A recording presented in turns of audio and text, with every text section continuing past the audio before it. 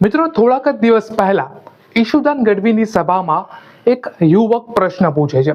પ્રશ્ન પૂછતા જ એને એક ઝાપટ મિત્રો મારવામાં આવે છે.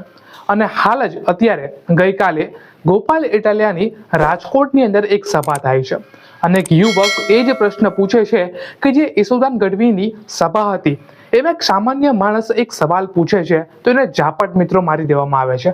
આવું શું કરવામાં આવે છે? ત્યારબાદ ગોપાલ ઇટાલિયાનું એવું કહેવું છે કે જે પ્રશ્ન પૂછવાવાળો યુવક હતો તે મિત્રો ભાજપનો હતો અને ભાજપને 5,000 રૂપિયા આપી અને સભાઓની અંદર આ ભાજપ પાર્ટી સભાની અંદર આ લોકોને મોકલે છે અને 5,000 રૂપિયા આપે છે અને કહે છે કે તમે આ વાળો પ્રશ્ન ત્યાં સભાની અંદર જઈ અને પૂછજો.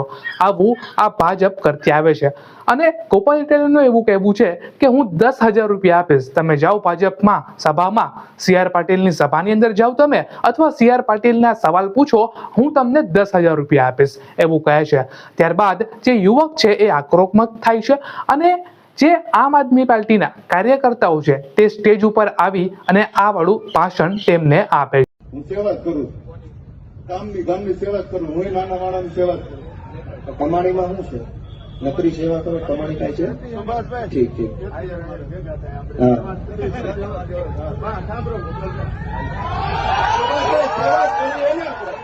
સેવા જ કરવી હોય તો કાલથી આપણે બે ભાઈ આજથી રાજકોટથી કુવારવા હાઈવે લગી બે જાય.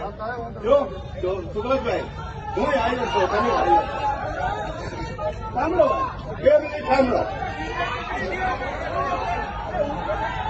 સુભાષભાઈ, હું કાલ તમારી સાથે મારું ગામ કુવારવાની બાજુનું સાતડા ગામ મારું.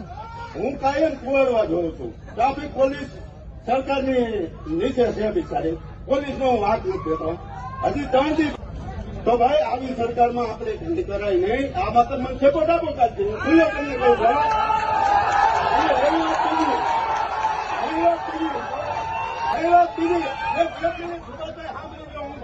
હું કેશુ બાપાના નજીકનો માણા હતો. કેશુ બાપાનો નજીકનો માણા સાંભળી લીધો. કેશુ બાપા મારા ગામના ભાણે. કેશુ બાપાને વિસાવદરથી મુખ્યમંત્રી બનાવ્યા.